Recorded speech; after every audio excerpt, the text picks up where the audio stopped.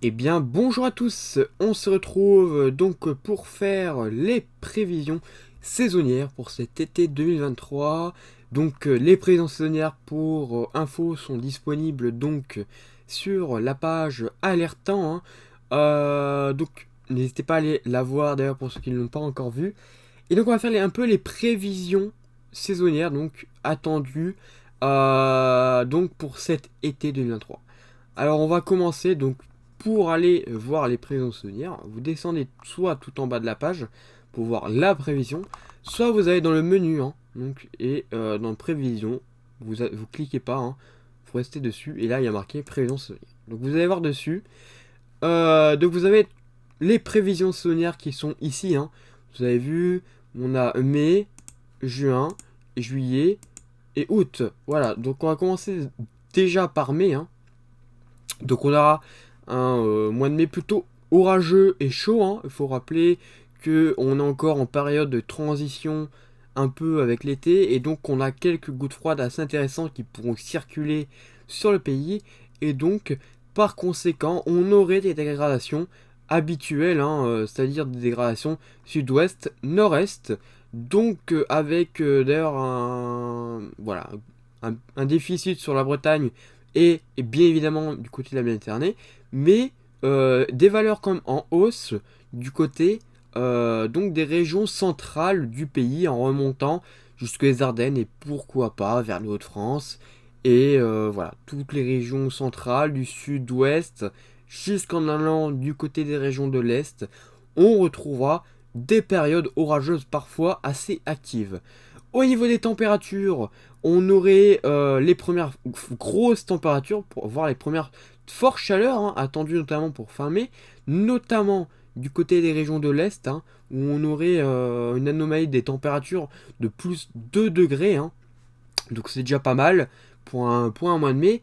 Sur le reste du pays, là par exemple, on a 0,5. Bon voilà, c'est les températures qui sont de saison hein, globalement, mais il pourrait y avoir quelques coups de chaud par moment. Donc voilà, on en reparlera bien évidemment en point météo. Pareil du côté des régions du sud, hein, bien évidemment, avec les premières fortes chaleurs également. Donc voilà, on est sur une bonne fiabilité, hein. On est sur 4 sur 5, donc ce qui est une très bonne fiabilité. Voilà, donc ça c'était en ce qui concerne le mois de mai qui sera plutôt chaud et orageux, comme vous l'aurez compris. Pour ce mois de juin, on part sur une tendance encore chaude et orageuse, mais quand même un peu plus chaude. Voilà, là on entre un peu plus dans l'été, et c'est vrai que les dégradations se feront de plus en plus rares. Cela dit, voilà, on conservera cette axe sud-ouest-nord-est. Et bon, pour l'instant-là, sur la Méditerranée et le Trans, la sécheresse prend un peu plus de part, hein, prend un peu plus de marge, prend un peu plus de régions. Voilà, donc sur la Bretagne et le Nord, et surtout du côté de la Méditerranée, où on notera un risque de feu de forêt et de feu assez important. Hein, donc attention aux incendies sur la Méditerranée. Donc pour ce mois de juin, des incendies qui pourraient s'avérer d'ailleurs assez actifs. En ce qui concerne les températures, voilà une très grosse anomalie du côté donc de la Gironde et du sud-ouest. Vous voyez ici, partout ailleurs, on voit qu'on arrive vraiment dans l'été avec une anomalie de plus 2 degrés, hein, enfin plus 1,5 et plus 2 degrés donc ici du côté du sud-ouest, avec des températures vraiment très très chaudes hein, attendues. Hein. Donc ici du côté du sud-ouest hein, et puis aussi également du côté de la Méditerranée. Alors voilà, c'est qu'une anomalie, l'anomalie la plus forte se situant donc du côté du sud-ouest. Sur le nord, on serait un peu plus en écart, hein. On serait autour des plus 1, hein, plus 1 degré. Donc voilà, pas forcément non plus de fraîcheur, hein, mais un peu plus à l'écart. Hein. Donc de la Bretagne, un peu la Normandie et un peu l'Hauts de France également. Voilà, c'est vraiment les zones côtières hein, qui seront un peu plus en marge donc de ces fortes chaleurs, ce qui est assez logique hein, avec l'air marin, l'air océanique, hein, donc voilà, c'est normal.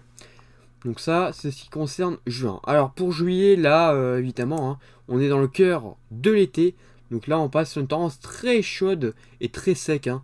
Au niveau des précipitations, bah, il n'y en a plus forcément. Hein. Il n'y en a plus forcément.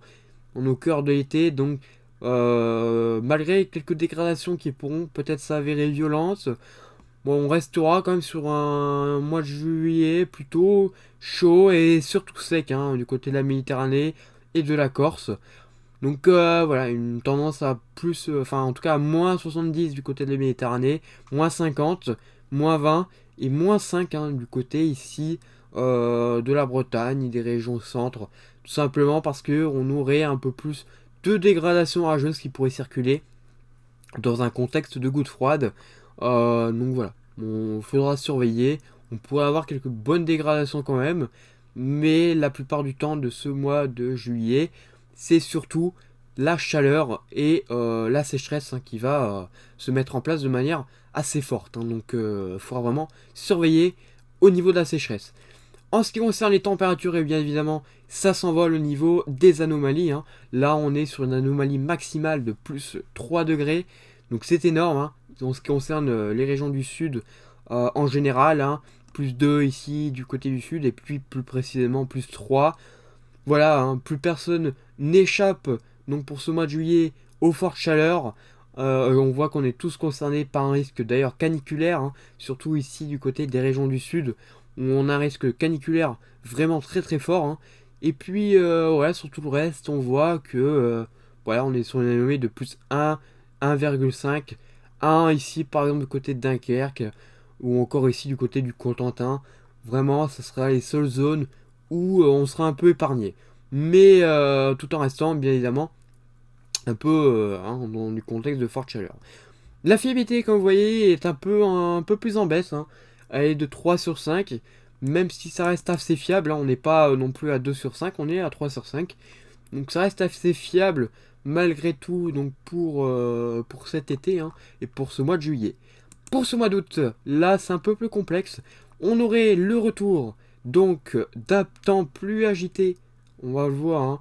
On le voit très bien ici à l'ouest, avec voilà, pas trop d'anomalies négatives ici du côté des régions de l'ouest.